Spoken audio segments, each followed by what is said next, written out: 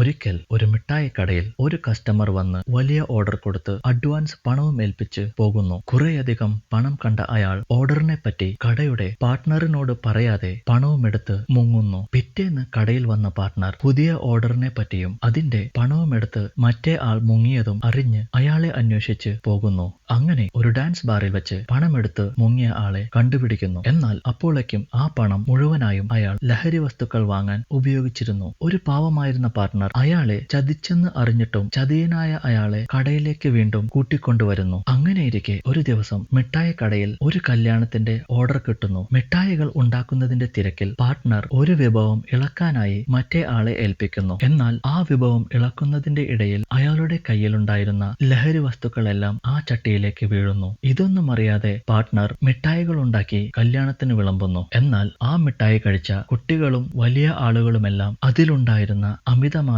ലഹരി വസ്തു കാരണം ചോര ഛർദ്ദിക്കുന്നു. ഇതെല്ലാം കണ്ടിട്ടും ചതിയനായ അയാൾ ഒന്നും അറിയാത്ത പോലെ അവിടെ നിൽക്കുന്നു. പക്ഷെ ഇതു കാരണം പാർട്ട്ണറിനെ എല്ലാവരും കൂടി അടിക്കുകയും അയാളുടെ മിഠായിക്കട അടച്ചുപൂട്ടുകയും ചെയ്യുന്നു.